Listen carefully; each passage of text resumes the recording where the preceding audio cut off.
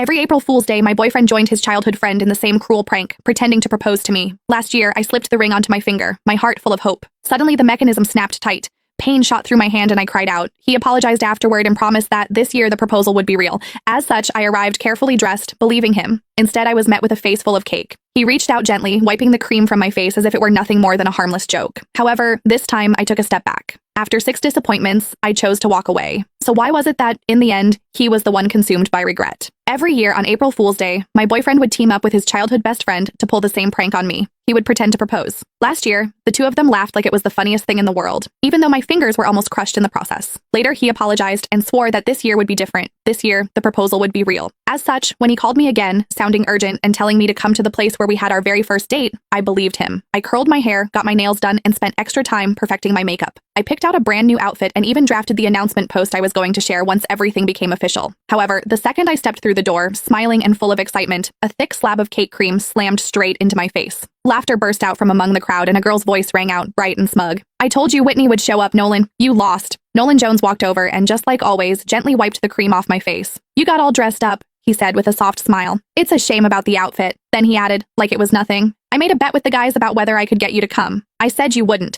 If I won, I'd propose tomorrow. If I lost, I'd propose next year." He looked at me, still smiling. "Sorry, since you showed up, I guess we're not getting married this year after all." I stared at him quietly. "So, you do know what tomorrow is?" He let out a careless laugh. "Of course I do. It's our 6-year anniversary. How could I forget?" The cream clung to my face, sticky and cold. At that moment, something inside me went completely numb. Our anniversary did not even take precedence over a prank, just like I could never beat her. I slipped off the plain couple's ring I had worn for 6 years. "Then let's break up." The sharp, clear sound of the ring hitting the floor cut through the room, and everything went silent. Nolan frowned a little. "Don't make a big deal out of this. It's just some cream. I'll wash it off for you later. You know Sylvia used to go way harder than this. She's already holding back." He glanced at the others. "It wasn't easy getting you here. Don't make it look like I can't even have fun just because I'm in a relationship." Sylvia Lowell made a face, looking upset. "Whitney, it's just a joke. If you don't like it, we'll stop, okay? Why are you talking about breaking up over something like this?" "See, I told you Whitney can't take a joke," someone else said. "You insisted on calling her, now look at what's happened." Sylvia huffed and sat on the couch. The mood shifted instantly. The way everyone looked at me turned cold. She was the only girl in their group, the one everyone spoiled. As long as she was unhappy, everyone would rush to comfort her, Nolan included. The first time I met her, she organized a game of truth or dare. When other people got dared, it was just something a little embarrassing. However, when it was my turn, they asked me to do something way out of line in front of everyone. All I said was that it was too much and I did not like it. Sylvia's eyes immediately turned red and she ran out of the room. Everyone ran after her, Nolan too.